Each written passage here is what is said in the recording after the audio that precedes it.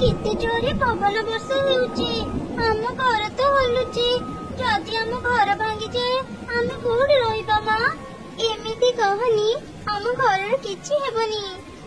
मां चढ़ेर कथा सरीची कि नाही तांको घर भांगी गला। मां मु कहउतली ना हम घर भांगी जीवो मो कथा को विश्वास करू नथिला एबे आमे कोठे रहिबा ई गछ तळे ही आज आमे राति बितेबा तुम पाखकु आ मु तते मो परले खड़ेई देबी। कोनोसी मते मां छुआ से राति बितेले सकाळे वर्षा छाड़ी गला सब चढ़ी निज निज घर बाहरिले। ई झड़ वर्षा रे अनेक चढ़ीका घर भांगिनी सेमानक घर अनेक मजबूत अछि चले मां तांको जे पचारिबा सेमाने को काठरे निज घर बनिचंती आमे भी मजबूत काठरे घर बनेले जेते झड़ वर्षा हेले भी हम घर भांगिबनी।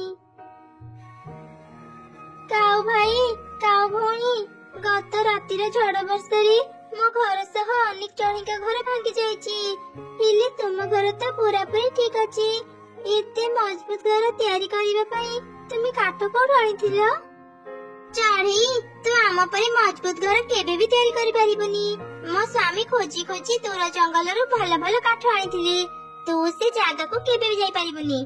आउ हां चाढ़ी आम घर जेते मजबूत हेले भी आमे तते आम घर रखिबनी तू आउ कोठी के जा।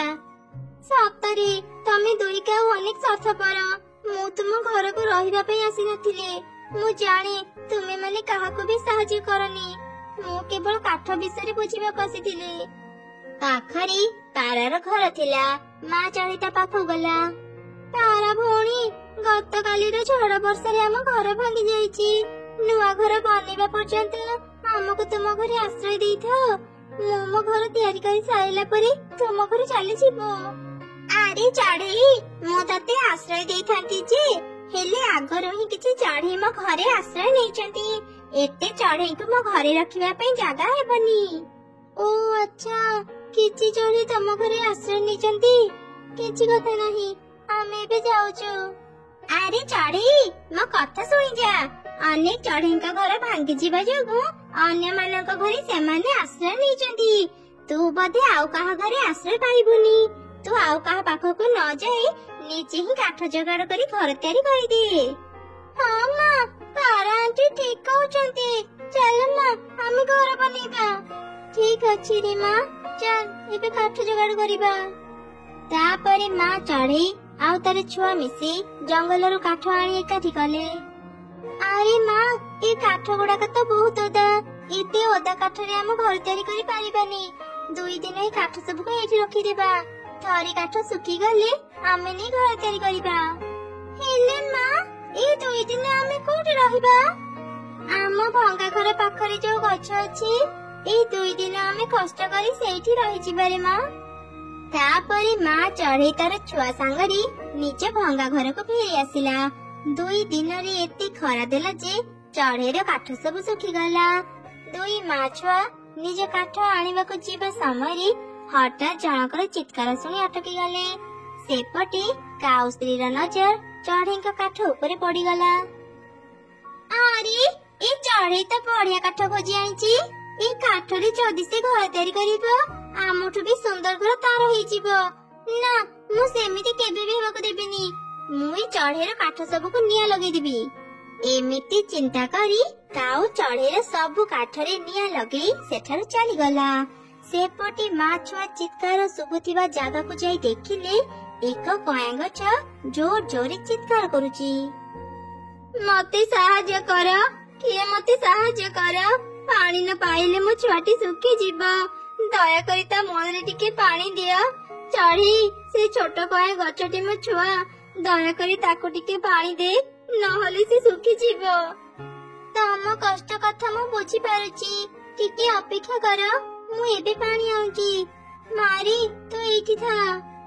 एमिति कही मां चढ़ी पानी आनी छोट कया गछ मूଳରେ ढालिला छोट कया गछटी सतेज हेई गला।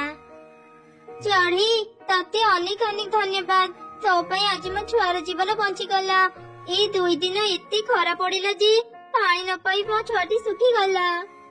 हेली तम छुआटी तो एबे बहुत छोट ताको सब दिन पानी दरकार नहले तो से सुखी जीव। ତୁ ଯେତିକି ପାଣି ଦେଲୁ କିଛି ଦିନ ତାକୁ ଆଉ ପାଣି ଦରକାର ହେବନି। ବର୍ଷାକୁ ଆମେ ଅପେକ୍ଷା କରି ରହିବୁ। ବର୍ଷା ହେଲେ ମୋ ଛୁଆ ଭଲରେ ବଢିବ। ତା ଛଡା କିଏ ଏତେ ଭିତରକୁ ଆସି ପ୍ରତିଦିନ ମୋ ଛୁଆ ମୂଳରେ ପାଣି ଦେବ? ଚିନ୍ତା କରନି କୟା ଗଛ, ମୁଁ ପ୍ରତିଦିନ ଏଠାକୁ ଆସି ତମ ଛୁଆ ମୂଳରେ ପାଣି ଢାଳିଦେବି। ତାପରେ ମା ଚଢେଇ ତା ଛୁଆ ସାଙ୍ଗରେ ନିଜ କାଠ ଆଣିବା ପାଇଁ ଗଲା। ହେଲେ ତାର ସବୁ କାଠ ନିଆଁରେ ଜଳି ପାଉଁଶ ହେଇଯାଇଥିଲା। ମୋର ସବୁ କାଠ ପୋଡି ଯାଇଛି। କିଏ ମୋ ସହ ଏମିତି କଲା? ଆଉ ଏ ଜଙ୍ଗଲରେ କାଠ ନାହିଁ। ମୁଁ ଏବେ ଘର କେମିତି ତିଆରି କରିବି? ମା, ଚାଲ ପାଖ ଜଙ୍ଗଲରୁ କାଠ ଆଣିବା। ମାରି, ଆଜି ମୋ ଦେହଟା ଭଲ ଲାଗୁନି। ଆମେ କାଲି ପାଖ ଜଙ୍ଗଲକୁ ଯିବା। ଚାଲ ମା, ଆମେ ଏବେ ଫେରି ଯିବା। ତାପରେ ମା ଛୁଆ ନିଜ ଗଛକୁ ଫେରି ଆସିଲେ। ରାତି ସାରା ସେମାନେ ସେ ଗଛ ଡାଳରେ ବିତେଇ ଦେଲେ। ପରଦିନ ସକାଳେ ପାଖ ଜଙ୍ଗଲକୁ ଯିବା ପୂର୍ବରୁ ମା ଚଢେଇ ନଦୀରୁ ପାଣି ଆଣି ଛୋଟ କୟା ଗଛ ମୂଳରେ ଢାଳିଲା। ଚଢେଇ, ମୁଁ ବିଶ୍ୱାସ କରିପାରୁନି, ତୁ ଆଜି ପୁଣି ଆସି ମୋ ଛୁଆ ମୂଳରେ ପାଣି ଦେଲୁ। କଣ ହେଇଛି ଚଢେଇ? ତୁ ଆଜି ଏତେ ମନ ଦୁଃଖରେ କାହିଁକି ଅଛୁ? ମା ଚଢେଇ କୟା ଗଛକୁ ସବୁ ଘଟଣା କହିଲା। ସତରେ ଚଢେଇ, ତୋ ସହ ବହୁତ ଖରାପ ହେଇଛି। ଘର ତିଆରିବା ପାଇଁ ତୁ ଅନେକ ପରିଶ୍ରମ କରୁଛୁ, ଏ ଯାଏଁ ବି କରି ଚାଲିଛୁ। ତୁ ସତରେ ଏକ ସତ୍ ପରିଶ୍ରମୀ ଚଢେଇ। ତୋର ଭଲ ଗୁଣ ପାଇଁ ଆଜି ମୁଁ ତତେ ସାହାଯ୍ୟ କରିବି। ଆଜିଠୁ ଏ ମାଟି ଘର ତୋର ଚଢେଇ। ଯେତେ ଝଡ ବର୍ଷା ହେଲେ ବି ଏ ଘର ଭାଙ୍ଗିବନି। ଗରମରେ ଏ ଘର ପୁରା ଥଣ୍ଡା ରହିବ। ଚାହିଁଲେ ବି କେହି ଏ ଘରକୁ ଚୋରି କରି ପାରିବେନି। ଚଢେଇ, ଆଉ କିଛି ଦିନ ପରେ ମୋ ଗଛରେ କୟା ଫଳିବ। ସେତେବେଳେ ତୁ ଆସି ମୋ ପାଖରୁ କୟା ନେଇ ବଜାରରେ ବିକ୍ରି କରିପାରିବୁ। ଧନ୍ୟବାଦ କୟା ଗଛ, ମୁଁ ତୁମର ଉପକାର କେବେ ଭୁଲିବିନି। ମୁଁ ଏବେ ଯାଉଛି, କାଲି ପୁଣି ଆସିବି। ତାପରେ ଚଢେଇ ସେ ମାଟି ଘରକୁ ଧରିଗଲା। ରାସ୍ତାରେ ଦୁଇ କାଉ ଚଢେଇକୁ ମାଟି ଘର ନେଉଥିବାର ଦେଖିଲେ। ଆରେ, ଚଢେଇର କାଠ ସବୁ ପୋଡିକି କିଛି ଲାଭ ହେଲା ନାହିଁ। ସେ ତ ଘର ପାଇଗଲା, ତା ପୁଣି ମାଟିର ଘର। ଏତେ ସୁନ୍ଦର ମାଟି ଘର ସେ ପାଇଲା କୋଉଠୁ? ନିଶ୍ଚୟ ଚଢେଇ କାହାଠୁ ଚୋରି କରି ଏ ଘର ଆଣିଥିବ। ଚାଲ ଆମେ ଚିହ୍ନ ମୁଖିଆଙ୍କୁ ଏକଥା କହିଦେବା। ସେ ଚଢେଇଠୁ ତା ଘର ନେଇଯିବେ। ଏମିତି ଦୁଇ କାଉ ଚିଲ ମୁଖିଆ ପାଖକୁ ଗଲେ। ତାଙ୍କର ସବୁ କଥା ପାଖରେ ଥାଇ ପାରା ଶୁଣୁଥିଲା। ସେ ଶୀଘ୍ର ଚଢେଇ ପାଖକୁ ଗଲା ଆଉ ତାକୁ କାଉ ମାନଙ୍କର ସବୁ କଥା କହିଲା। କଣ ହେଲା? ସେ କାଉ ମୋ କାଠ ପୋଡି ଦେଇଥିଲା। ସେ ଦୁଇ କାଉ ଏତେ ଖରାପ, ମୁଁ ଭାବି ବି ପାରୁନି। ଏବେ ସେମାନେ ମୋ ଘର ଛଡେଇ ନେବାକୁ ଚାହୁଁଛନ୍ତି ତ? ଆସନ୍ତୁ ଚିଲ ମୁଖିଆ, ମୁଁ ତାଙ୍କୁ କହିବି ମୁଁ ମାଟି ଘର କୋଉଠୁ ଆଣିଛି।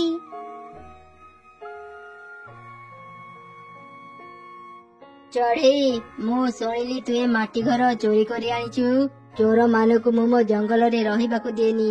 ତୁ ମତେ ମାଟି ଘର ଦେ। ଯାହାର ବି ଏ ମାଟି ଘର ମୁଁ ତାକୁ ଫେରେଇ ଦେବି। ମୁଖିଆ ଆଜ୍ଞା, ମୁଁ ଏ ମାଟି ଘର ଚୋରି କରିନି। ମୁଁ ଗୋଟେ କୟା ଗଛକୁ ସାହାଯ୍ୟ କରିଥିଲି। ସେ ଖୁସି ହେଇ ମତେ ମାଟି ଘର ଦେଇଛି। ବିଶ୍ୱାସ ନହେଲେ ମୋ ସାଙ୍ଗରେ ସେ କୟା ଗଛ ପାଖକୁ ଚାଲନ୍ତୁ, ଆପଣ ସବୁ ଜାଣିପାରିବେ। ଇଏ ମିଛ କହୁଛି ମୁଖିଆ ଆଜ୍ଞା। ଗଛ କଣ ମାଟି ଘର ଦେଇପାରିବ? ତା କଥାକୁ ବିଶ୍ୱାସ କରନ୍ତୁନି। ଚଢେଇ ଯଦି କହୁଛି ପ୍ରଥମେ ସେ କୟା ଗଛ ପାଖକୁ ଚାଲ।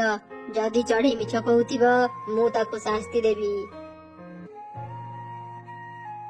କୟା ଗଛ, ତୁ କଣ ସତରେ ଚଢେଇକୁ ମାଟି ଘର ଦେଇଛୁ?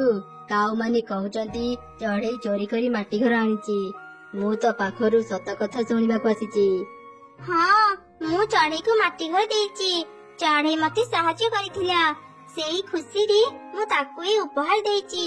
ଏଇ କାଉ ମାନେ ମିଛୁଆ, ତାଙ୍କ କଥାକୁ ବିଶ୍ୱାସ କରନ୍ତୁନି। ଅସଲ ଦୋଷୀ ତ ଏମାନେ।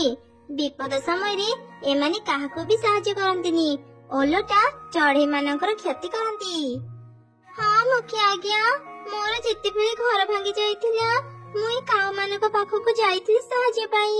ଏମାନେ ମତେ ସାହାଯ୍ୟ କଲେ ନାହିଁ, ଓଲଟା ମୁଁ ମୋ ଘର ତିଆରି କରିବା ପାଇଁ ଯୋଉ କାଠ ରଖିଥିଲି ଏମାନେ ତାକୁ ପୋଡିଦେଲେ। ଏ ଦୁଇ କାଉ କାହାର ବି ଭଲ ଚାହାନ୍ତିନି, ଏମାନେ ବହୁତ ଖରାପ।